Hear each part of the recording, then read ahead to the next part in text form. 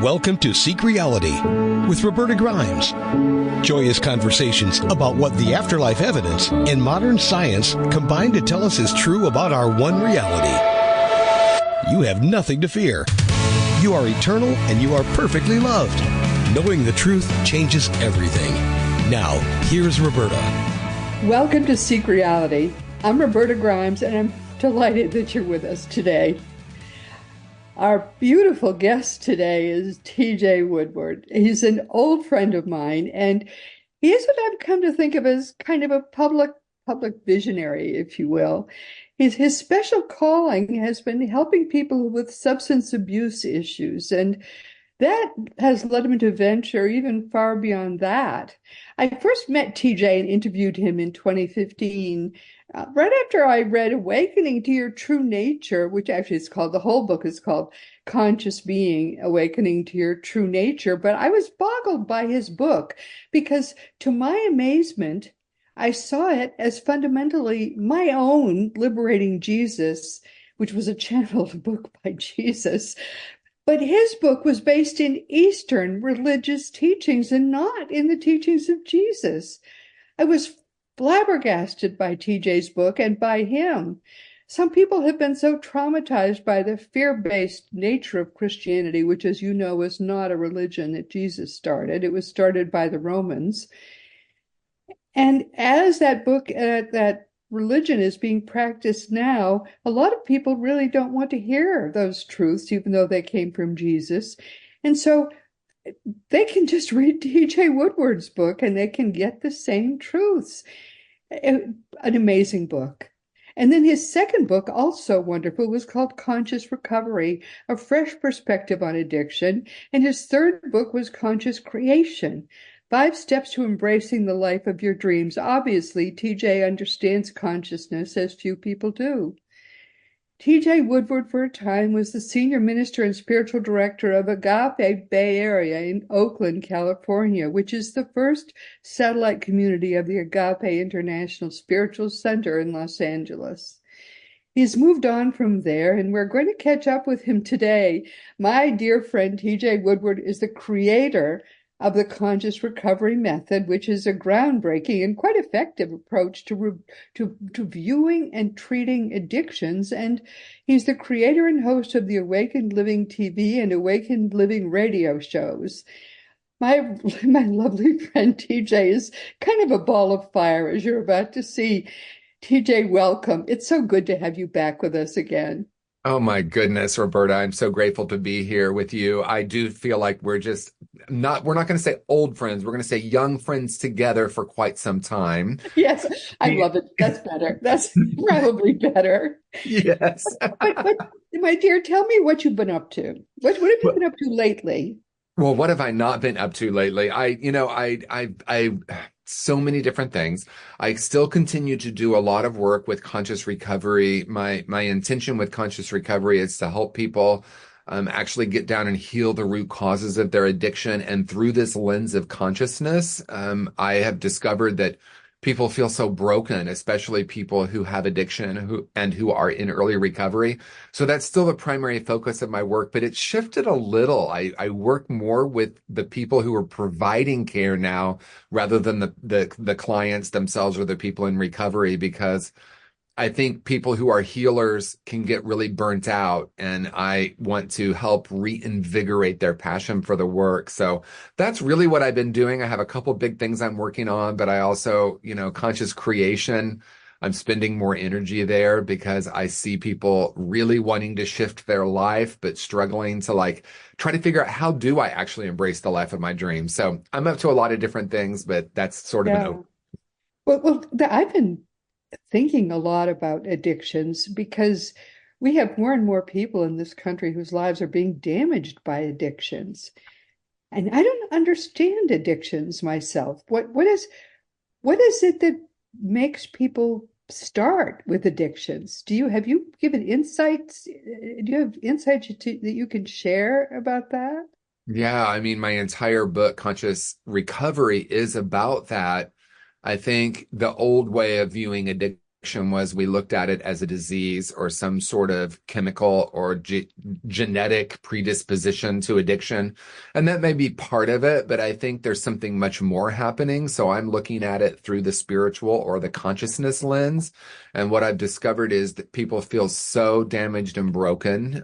I've identified the root causes of addiction as unresolved trauma, spiritual disconnection, and toxic shame. And I think sometimes when we think about addiction, we think of drugs or alcohol, and it's so much broader than that. I think in America and in the world, for that matter, we're actually really highly addicted. And my simplest definition of addiction is using something outside of ourselves, whether that's shopping or drugs or a Oh, relationship shopping or could be an drama. addiction too. Yeah, Yeah. to try to assuage or to heal something that feels broken within, it's when it becomes repetitive and starts causing problems that we call it an addiction.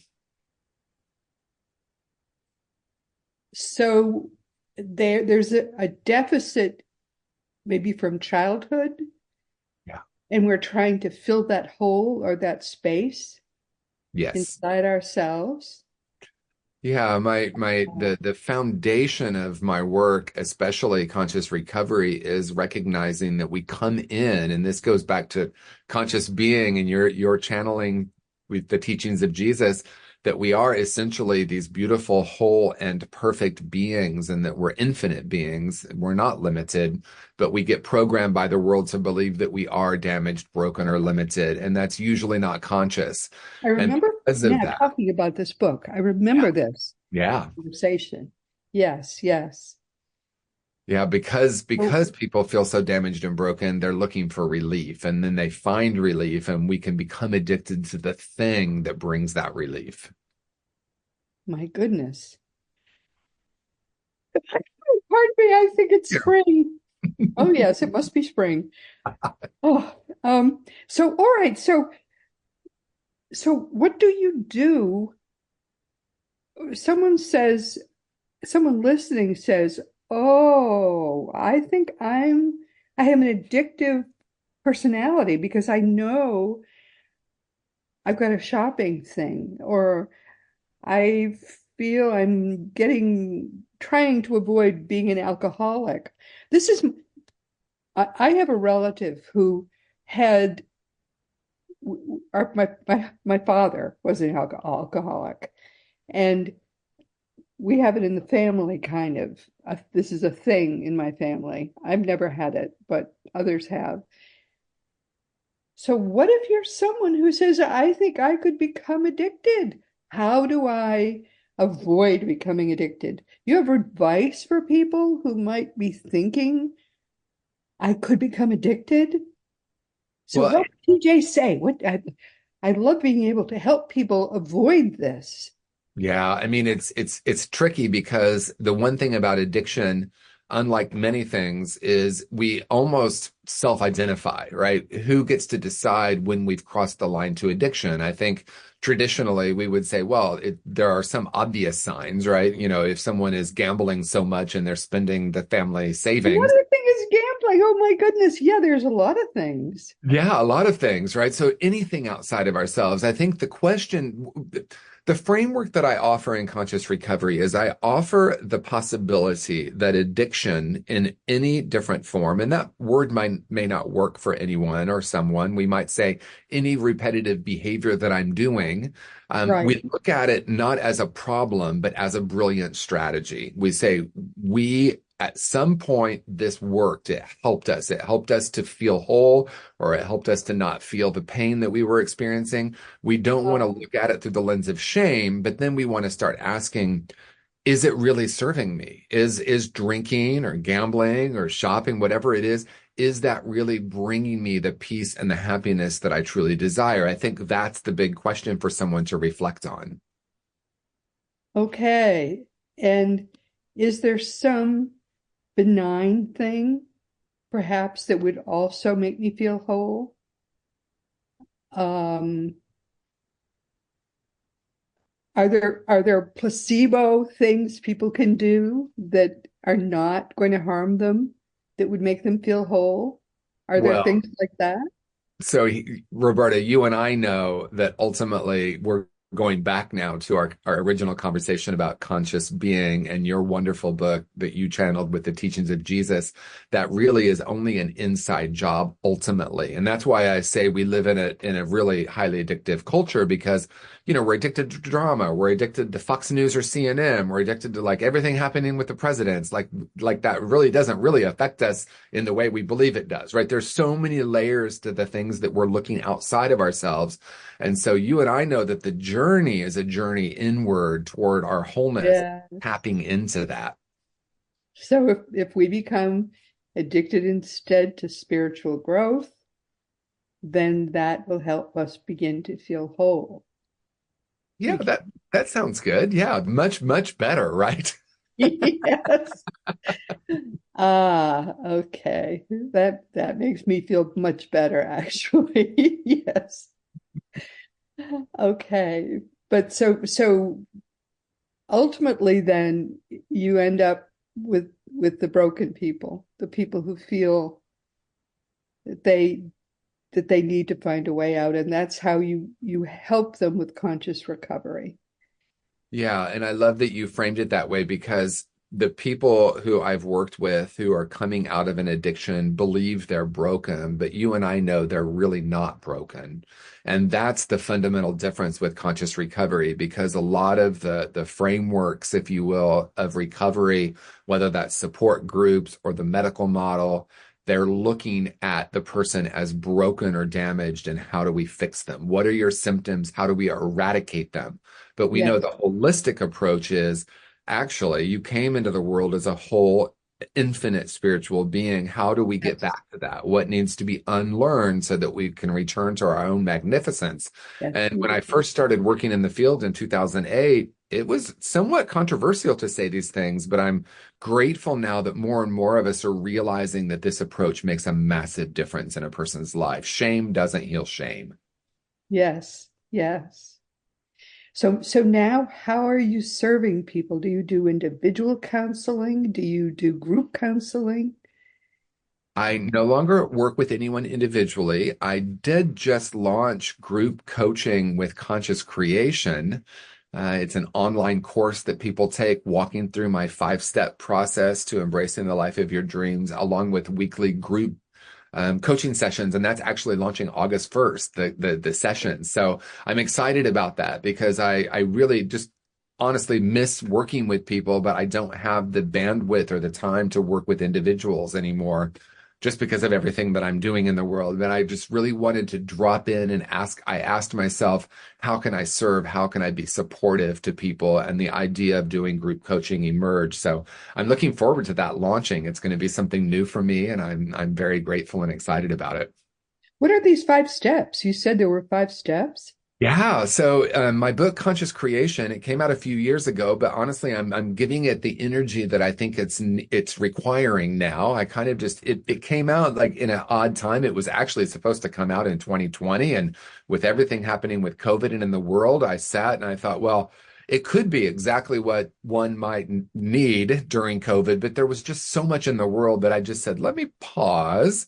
So it came out in 2021, and honestly, I just haven't done much with it yet. So the 5 steps, I've given it an acronym, MOVIE, MOVIE, and the essential premise is that we're holding the projector of our life and we're creating reality based on the lens. So if you want, I can go through all 5 steps Yeah, and do. Oh, do. yeah. I'm interested in this. Yes. So step 1 is making peace with the past. Step 2 is overcoming core false beliefs. Step 3 is visioning. Step 4 is intention setting. And 5, embodying the vision. Well, that's like a whole college curriculum that you could spend 4 years doing that right. You really And could. we might in this group coaching. It's going to be really wonderful to see what emerges and who signs up and what we start to explore together. Because if you look at making peace with the past, that could be several months of working with that, because Yes. what I have discovered is that most people they want to create their life by starting with intentions and goal setting, right? We do that as New Year's Day. Let's, create our New Year's resolutions. But there's something much deeper here, because we don't create on a conscious level as much as we're unconsciously creating our life. So we Yes. want to start to explore what's in the unconscious, because that's really what's creating what we Yes. call reality. A lot of And people don't understand that. Yes. So you have to basically build the projector before you can even think about showing the movie. So this is really this is a very basic thing you're doing, and people don't even understand how unconscious so much of the work they've done in building their life is. right. So wow, this is huge. Because the analogy I like to use, and I take this from Byron Katie, and I give her credit in the book, but she said it's as if we're holding the projector and there's a piece of lint on the lens. We see that lint everywhere and we believe it's happening out in the world. But the truth is, it's our piece of lint on the lens. So the Yeah, making peace with the past and the overcoming core false beliefs is really clearing that lens, clearing it, so that I'm not just carrying my past unconsciously into every situation. So right. we can spend a lot of time on those first two steps for sure, so that Oh we can yeah. Oh become yeah. clearer about what we want to create. Yes. And very often, in order to do it properly, we need to know where that piece of lint came from. So what is it carrying forward, and where did that come from? We need to really, really clean it all and make it whole. That's right. And usually these, what I call core false beliefs, but really it's a vibration or a frequency that we're carrying, almost always come from an early childhood experience where we've decided or absorbed things from the world that are counter to this knowing that we're actually infinite beings. A little child, a very small child, knows their magnificence. They know their luminosity. That's who they are. But then we start to train them. Oh no, that's not who you are. I mean, back when I was a kid, it was don't, you're getting too big for your britches, It's like a lot Um, of like what we need to do in these first two steps is really start to unlearn and examine all those agreements that we made with ourselves that really are limiting. and then what was the O? Overcoming core false beliefs. Yeah, false beliefs. I knew that there were false beliefs near the start, because that's another thing that you could spend a whole year on, because those false beliefs, in order for you to get people to really drop them, you almost have to figure out where they all came from, because people hold them. And I'm teaching a course right now too, and I know how devoted people can become to wrong think and literal wrong think, because they think it's right think. And I've got to sometimes fight to get those wrong beliefs away from people. Fortunately, they believe in Jesus, and we're using the teachings of Jesus to wrestle those beliefs away from people. But wow, it can be hard sometimes. Yeah, and like I said, they are developed so early in life that it's not a conscious process or not a Right. cognitive process, right? Our brains aren't even developed enough. So, for example, when I was 7 years old, I remember having the experience of feeling like the world was no longer safe. And I remember a wall coming around, like it felt like a wall was coming around and building a wall around my heart.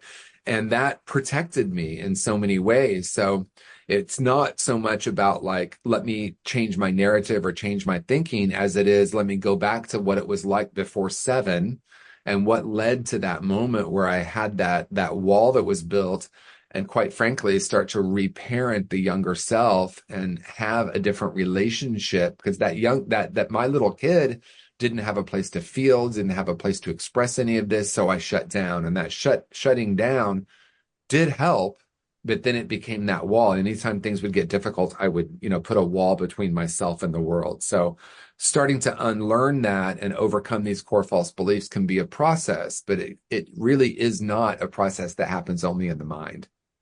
But how do you do this when it's a course and there are multiple people in the course, and they all have different false beliefs with different origins?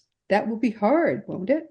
Well, the interesting part about that is, and I'll be careful how I say this, it's not really as much what happened. It's more about what we decided and what we absorbed. So if there are 7 people, let's say we have 7 or 8 people in the Zoom room, if you will, and we're working with core false beliefs, it doesn't necessarily matter that everyone have a similar or the same experience. It's more about like, let's remember one of those experiences and remember what you absorbed and what you decided. And let's go back to that younger self and start to reparent, allow that younger self to feel, allow that younger self, quite frankly, to have a different conclusion because we didn't have the information. You know, in my journey, my mother had undiagnosed mental health concerns. My dad had some very interesting addictions. And because of that, I Yeah, yeah. believed I was not good enough. And that's not true. It was really their unhealed trauma. But my 6-year-old didn't know that. My 5-year-old didn't know that, right? So I absorbed it. Oh my goodness, yeah. So these will be very small groups that you'll teach. Well, we'll see. We'll see what happens. I do think in the beginning it might be smaller, but we can also get much larger, and there's ways to work with that as well. Yeah, that's true. You could break up into smaller groups for more Yes, intensive teaching. absolutely. Okay, and then what's the V? V is visioning. Okay, so we've sort of done the initial work and we've sort of cleared things out and made a space where we Yeah. can start to vision. And so Yes. how do you lead that? I'm dying to hear. Well, I love that you're saying clear out because it's exactly what I call the first 2 steps. I call them the clearing steps, right? So we're Yes. clearing the lens. We're looking at like what all this stuff that we've been carrying in the unconscious. And once we're there, and there's no finish line, like you said, it's not like, oh, I've completely overcome all my core false beliefs. I've made peace with everything. But as we've moved more into that, we can start to then become aware of that inner voice. You know, Jesus, I believe, called it the still small voice. And I don't have the Christian background, so you can tell me if that's true. But the idea of the small voice can become much louder, right? Most of us have forgotten that our intuition is so powerful. And so visioning, and I use my friend Michael Beckwith's framework, his life visioning process, where we get quiet and we listen intently to that inner voice and we ask questions and we listen for guidance. So it's very different than visualization. We're not trying to figure out what we want and how we create it. We're, to the best of our ability, moving away from that and listening to that inner voice. And the inner voice is helping us to create possibilities, imagine possibilities, not frame them yet, but more allow them to develop as possibilities. That's right. So you Okay. know exactly what this is. I love it. It's really, it's asking the questions because the first question, and again, I'm using Michael's framework. The first question is, what's the highest possibility for my life now? And you just, Yeah. and then we learn how to be in touch with that intuition. We come in with that, like a young child.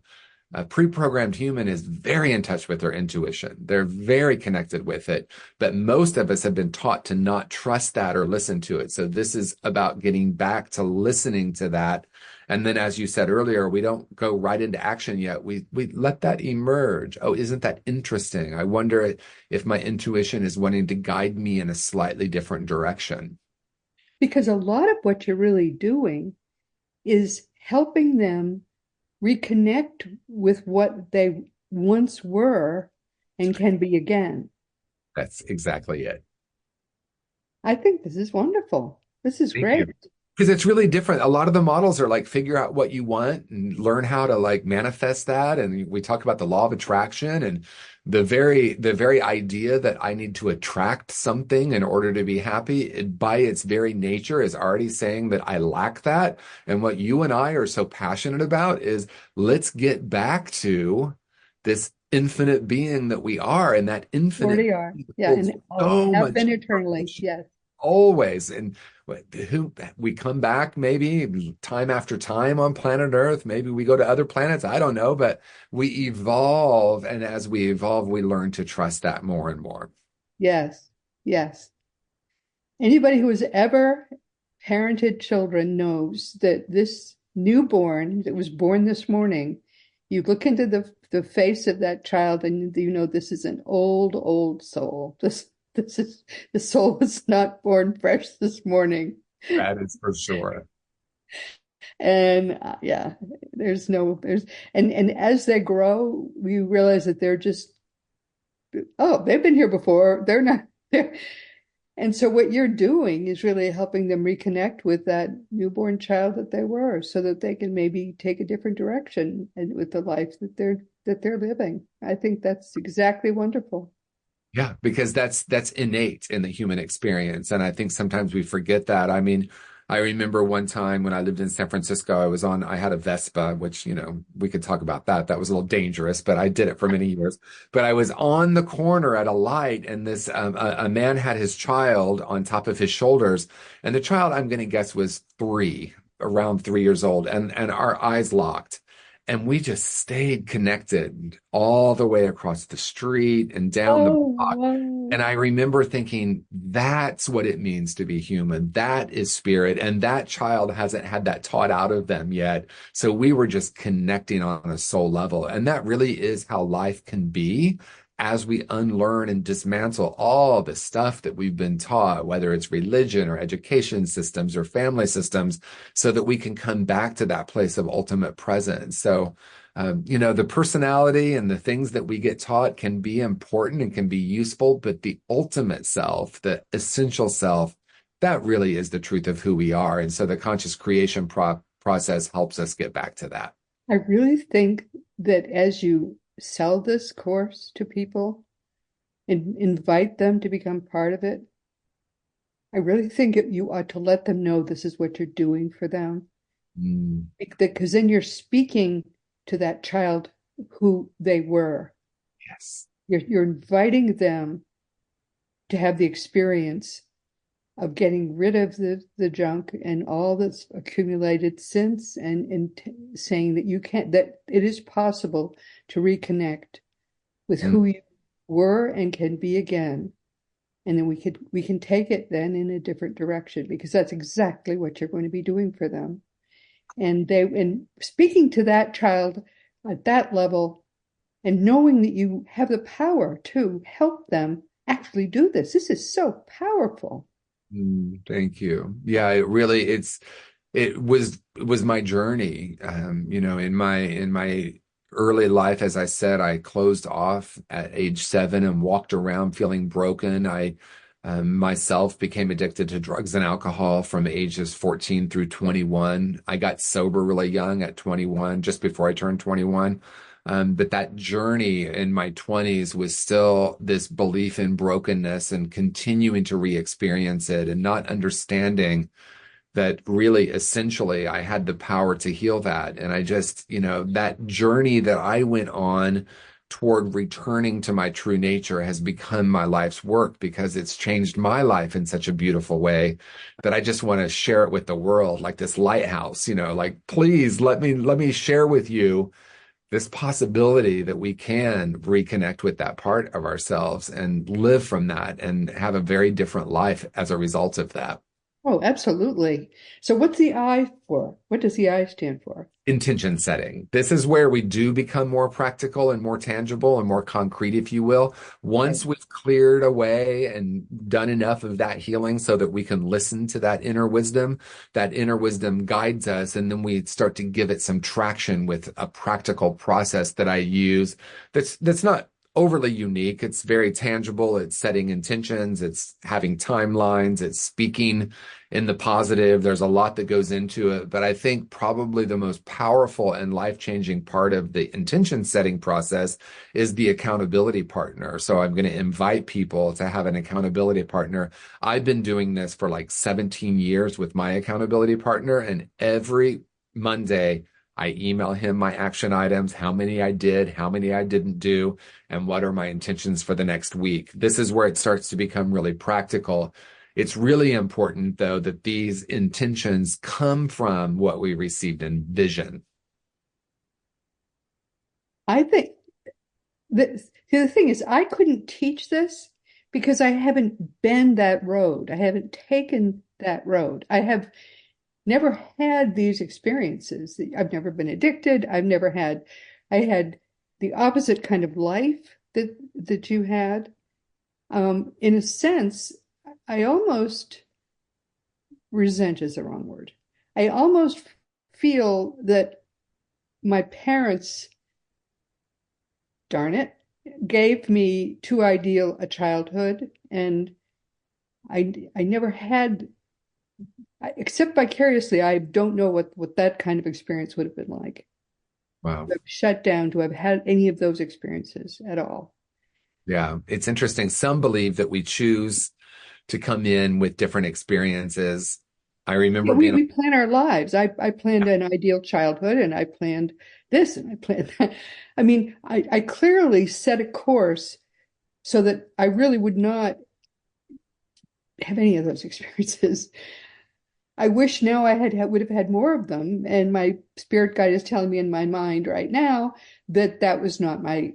I should not wish for that because that was not supposed to be what I was supposed to go through. So my guess is that you've done that before, though, and that you've I, healed it. I have That would done be all of my that. guess. Yes, yes. Yeah, yeah, I'm sure that's true.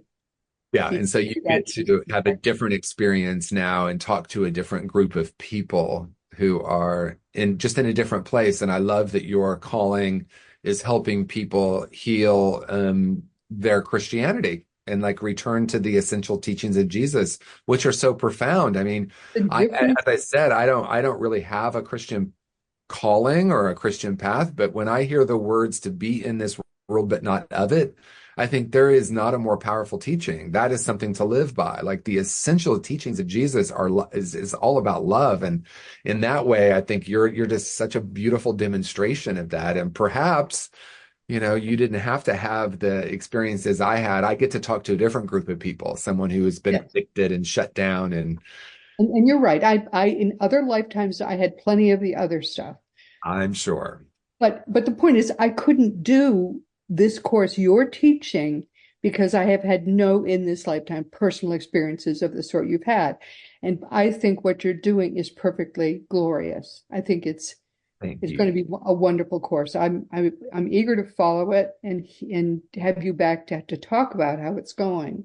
But I Thank you. think when you present it, you should present exactly what it's going to be because I think it's going to be extremely powerful. For people who need it, it's going to be ideal. Well, I love that you're saying that, and I agree. And I think that really helps because that really is the ultimate truth, right? The ultimate truth of conscious creation is helping us return to that which already exists within us and become more aware of how powerful we are. And from our very first conversation, I was reflecting on our first conversation, and I happened to remember I was in my sister's home and I had my laptop and I didn't know you yet. And we had this absolutely magnificent conversation on your show. And I just fell in love with you and what you're doing in the world. And that was in 2015. And here we Yeah. are. Love that. Yes. So I love that you're framing that like we get to go back to that idea and that knowing of our own infinite beingness and infinite potentiality that lives within us. Well, the thing is, our lives are on very different tracks, but each of us, I think, is being called to do something that is of really powerful service in the world. And the thing is, what you're going to do is take people who have been damaged in pretty significant ways, to take those people and help them to have a complete fresh start, which takes them back and lets them take each of the steps necessary to begin again completely. And only you could really do that because you've been through all of that. And you're smart enough to have done all of the things they will really need to do. Most people who do work with addicts haven't done the whole route that you've done. As I say, I was blown away. The book you wrote was exactly the teachings of Jesus without Jesus in them. I've been revisiting Conscious Being, my first book, because I've just been creating these like mini quotes, and I might be doing like little decks of cards for people to have paragraphs from Conscious Being. And I spent 2 days creating these. and going back through conscious being, and I haven't revisited it in a while. And I found myself sort of falling in love with my first book, which, I just You should. I mean, sort of it's a moved terrific on. book. Thank you. Yes. Yes, it's a wonderful book. And you got all of that from, and this is why people think, which he didn't do, but people think that he did travel, to hobnob with Buddha and hobnob with Krishna and all of that, because these are all core teachings. He never did travel to the Far East, but he Yeah. could have, because these are deep universal teachings. And which I don't think just about anybody else who went through what you did, you also studied all of that. I mean, I give you such props for doing all of that. Oh, thank you. And I love that you're talking about just really tapping into universal truths, because when we do tap into and remember our true nature and live in that, we do pick things up in consciousness that are going to be universal truths that are beyond Yes. any kind of religiosity. So in that way, Jesus didn't need to travel, to the Far East to tap into the universal truth that Buddha did 500 years earlier, right? I mean, it's so clear when Truths we, are universal. yeah, And the it's truths are universal. also not religious. Jesus did not start a religion. He Absolutely. started a way of life, just as they did. That's right. He Wasn't it called it called the the way. Way in the beginning? Wasn't Christianity called the Way? Am I making that up, or is that No, misinformation? that's exactly what he Yeah, called it. And yeah, then after 200 some odd years, the Romans decided that they were going to start a religion, and they did, and they botched it all. Yeah. yes. Well, and it comes down to, like, I think about even in the recovery movement and also with religion, it's like there's an idea that if we can provide rules that will control people, That's and right. It's about in some control ways it's without worked, fear. because for Right. those people who were taught if you don't come here every Sunday, you're going to hell, that's a pretty That's right. motive. That's right. It's handy. Fear controls people. Love does not. That's right. Yes, yes. And Jesus was not about that. I mean, No, that I he know, was a little even bit though I really haven't tough. studied Christianity, that I know. Yes, yes. But I'm eager to hear how this goes. I think you're so on the right track. I'm so excited about what you're doing, because I think it's going to work wonderfully. And this is how you truly fix people who have gone off on an addictive path. They are the only people who really can correct their path. Yeah, They thank you. didn't put themselves on the wrong path. The people that raised them, the people that, somehow got in their way did. Yeah.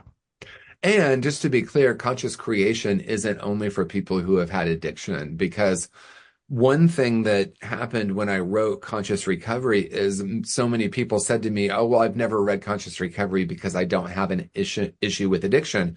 And so I started meditating and reflecting on what would Conscious Recovery for everyone look like? And that's what Conscious Creation was born out of. It's not for someone, only for someone who's had addiction. It's really for everyone. And that became a passion of mine, not in my mind, but I practiced the living in that vision, and it kept emerging to offer a very concrete and simple multi-step process to help someone reclaim their truth of who and what they are and build the life of their dreams from that place. So whether someone's had an addiction or not, they can access conscious creation.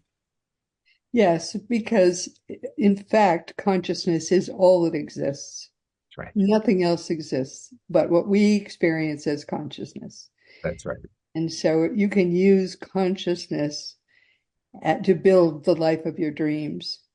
And we've had a number of guests on who all use the same consciousness and have used the same consciousness to build the life of their dreams. In fact, our next guest will be a woman who did just that. She was in a wheelchair, and just by using consciousness, she managed to heal herself when the doctors had given up on her. You and I know that would be pretty easy to do, right? That's right. Yeah, absolutely. And that is finally, I think, I will say finally, collective consciousness is starting to at least be curious about that, right? In the medical industry. Like, I remember being a little kid and thinking, this placebo thing is really interesting to me. Like, someone can take, wait, you're telling me someone can take a sugar pill and because they believe it's going to heal them, it does? Why aren't we studying that more? I mean, that was when I was a little kid. So I think it's become part of my passion because I had that knowing so early. And then at the same time, the medical establishment can both acknowledge that and dismiss it at the same time is baffling to me because the power of consciousness, we often say the power of the mind, and really it's the power of consciousness, and it can be channeled through the mind, is so powerful and it affects the spirit. I mean, it affects the body, it affects our thoughts, it affects our emotions. We know that we can heal that way.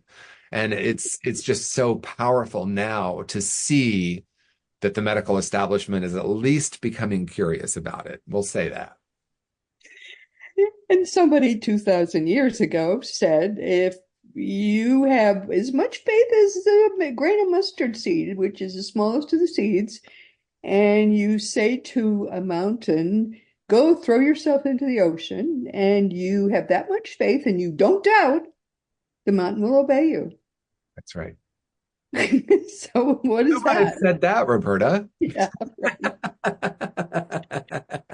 Yeah, see, Jesus understood the power of consciousness, right? That's right. 2,000 years ago, everything he taught operates on consciousness. He understood consciousness 2,000 years ago. How's that for amazing? He could have And written your book.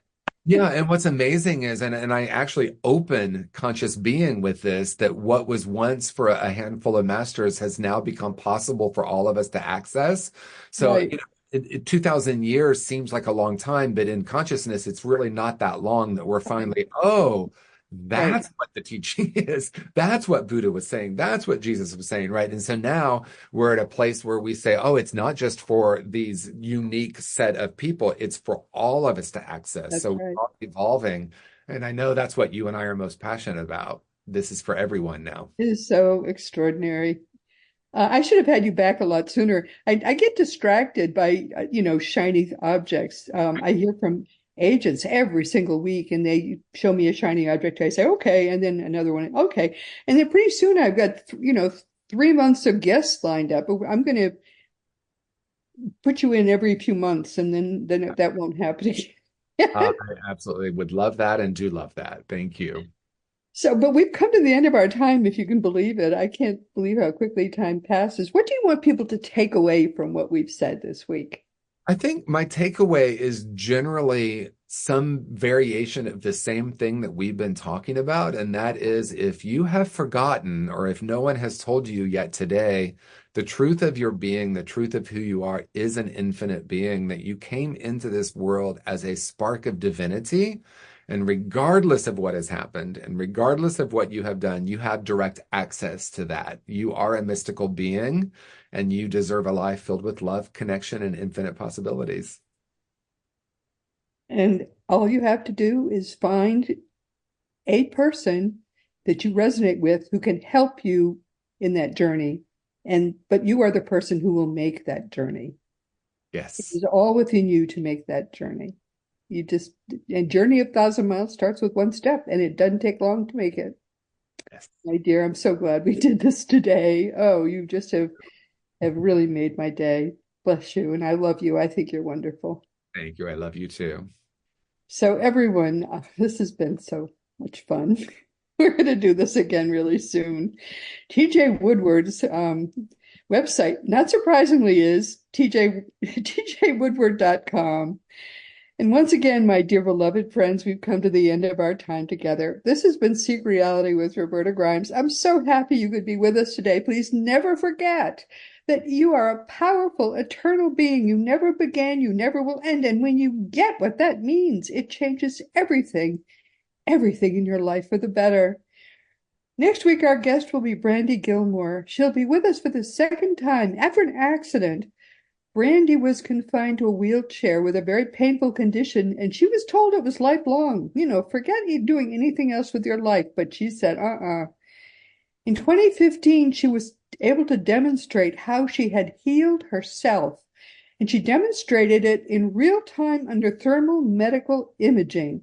Soon after that, she was invited to deliver a TEDx talk. Oh, when you see her, you will not believe how she has transformed her life. Her podcast is called Heal Yourself, Change Your Life, and her new book just out is called Master Your Mind and Energy to Heal Your Body. Brandy is a force of nature. She was our guest for the first time a few months ago, and I couldn't wait to have her back. So she's coming next week. I think you're going to love this, so please be sure to join us next week. This week, our guest has been another force of nature. TJ Woodward has been with us for the 6th time. He's a spiritual seeker, teacher, and just an all-around wonderful person. I can heartily recommend all his books. His first one was Conscious Being, Awakening to Your True Nature. Then came Conscious Recovery, a fresh perspective on addiction and conscious creation. 5 steps to embracing the life of your dreams. I can't wait to have him back to talk about this new course, which I would love to have the ability to give, but I don't have his range. I could never give that course. His website is tjwoodward.com, and I just love this man, and you will too, as you get to know him better. As you know, our great friend Craig Hogan is the president of Seek Reality Online, which is your one-stop resource for all things afterlife. Just go to seekreality.com and start to learn for yourself that your own reality is eternal, like it or not. And some people say, I don't care, I don't want to live forever. Well, too bad, so sad. If you're alive now, you always, always will be alive. So learn the ultimate truth from our dear friend Craig, who is your worldwide ultimate expert on all things afterlife. And teachingsbyjesus.com is your single resource for all the beautiful divine truths that are brought to us in perfect love by the greatest teacher of them all, Master Jesus. Now it really is his turn. As Christianity, which is the religion he did not start, it was created by the Roman Emperor Constantine and not by Jesus. And as it finally dies, the genuine teachings of Jesus can at last truly come alive for us all. As you know, I've written a bunch of books, but we can't talk about them now because I've talked for too long with my dear friend TJ Woodward. If you want to talk about anything at all, my books or anything, just go to the green contact block on robertagrimes.com and shoot me an email. I really do answer all my emails, but it can take a week sometimes since I get so many of them. Just be sure to give me your correct email address. And all of the more than 550 past episodes of Seek Reality are available wherever podcasts are found. You also can see the new video episodes each week on Roku, Fire Stick, YouTube, and elsewhere. Meanwhile, this has been Seek Reality with Roberta Grimes. Please enjoy and make the most of this coming week in our one shared reality, always knowing that you are a powerful, eternal being, and you, most of all, in this whole universe. You in particular are infinitely, eternally, and perfectly loved. You've been listening to Seek Reality with Roberta Grimes. Roberta blogs and answers questions at robertagrimes.com. Join us every week as we explore what the afterlife evidence and modern science combine to tell us is true about the one reality we all share. Knowing the truth changes everything.